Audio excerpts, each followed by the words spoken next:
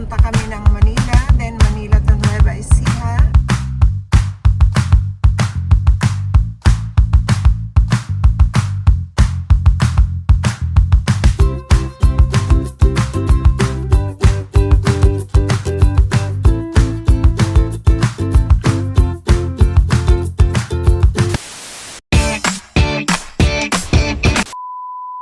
Good afternoon mga kabagting. Sa ngayon po, nandito na po kami sa Malabon.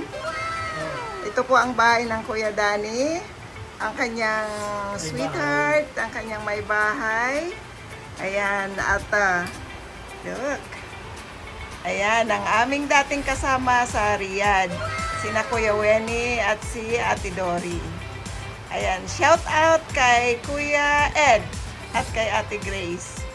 Punta din kayo sa Iloilo. Soon po, pupunta kami ng Iloilo. Ayan. Ayan po.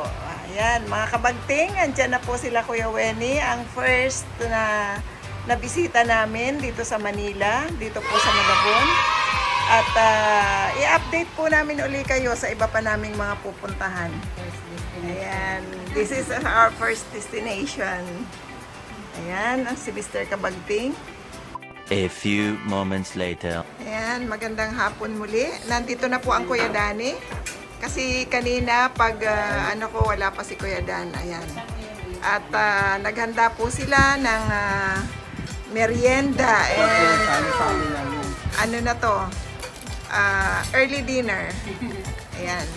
Ayan po ang pritong Gigi. Wow. Ayan ang kanilang ano yan? Sapin-sapin. Sinigang na baboy. Ayan. At yung pinaka-special sa Malabon. Ayan. Pansit Malabon. Ayan. At meron pa pong hipon.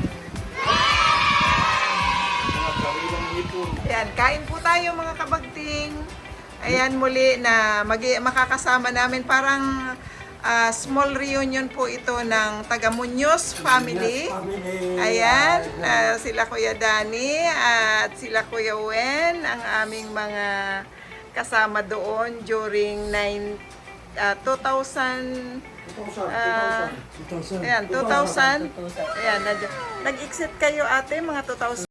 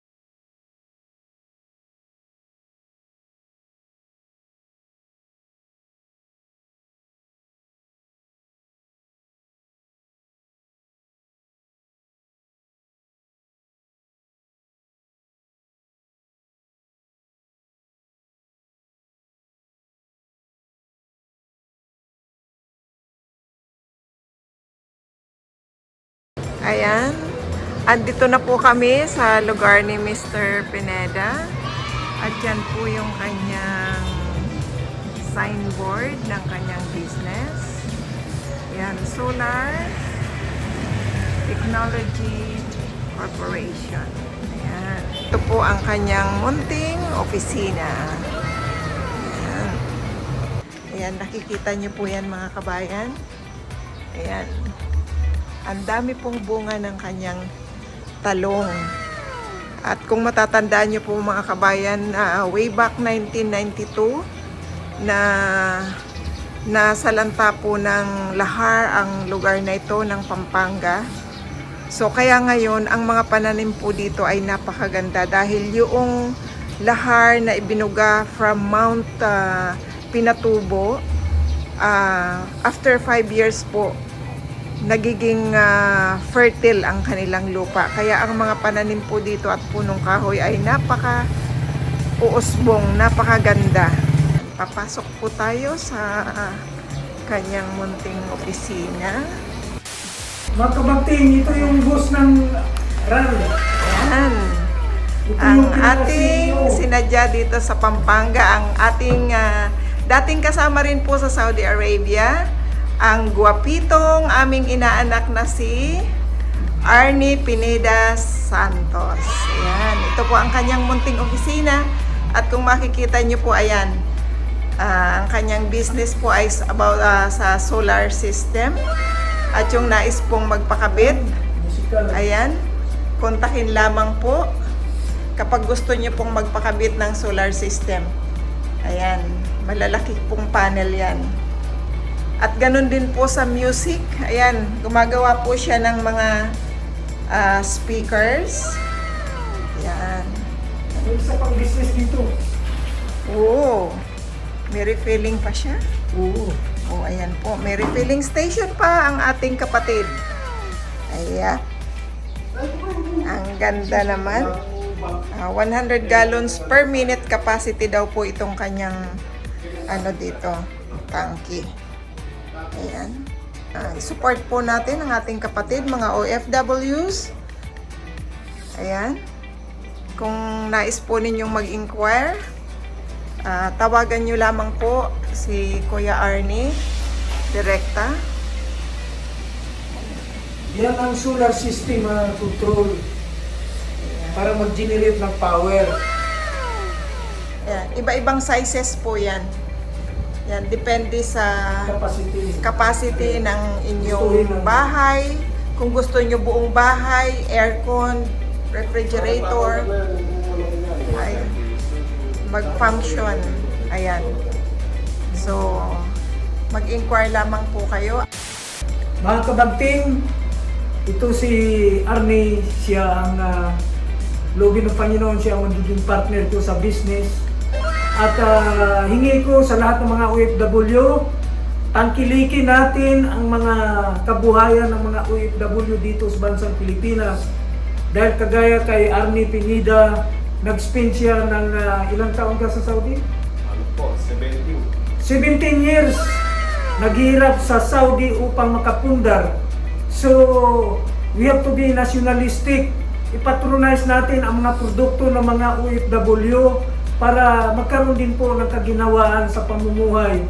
Hindi natin tangkilikin yung mga dayuhan, give priority sa mga OFW na kagaya sa amin upang maka-move forward po kami at makatulong din po sa mga kapwa OFW. So, hinihingi ko ang panggobyerno ng bansang Pilipinas, whatever project o kabuhayan ng OFW na makatulong sa panggobyerno, give priority sa mga OFW para hindi na po kami babalik sa ibang bansa para makapamuhay. So, maraming salamat sa suporta nyo. Patuloy na i-subscribe, i-comments, i-likes ang vlog na ito. Dahil ito po ang vision ng OFW Expatriates TV na makahikayat na marami pang mga pamilya na mga OFW upang madala sa paglilingkod ng ating Panginoong Diyos at masuportahan morally ang mga pamilya upang maging normal ang pamumuhay bilang mga pamilya ng OFW. So dito na lang, to God be all the glory. Thank you po. Ayan. Sabi yung play, pag nasa site kami, hindi ko magtrabaho sa Panginoon. Ito po yung agreement terms, yung financial arrangement. Number 1 po natin, ito po yung profit sharing. The investor is entitled to receive 25% of the net income generated from each individual project. Specifically, Maganda ang programa na ito. Nakatulong tayo sa gobyerno, nakatulong tayo sa kalikasan.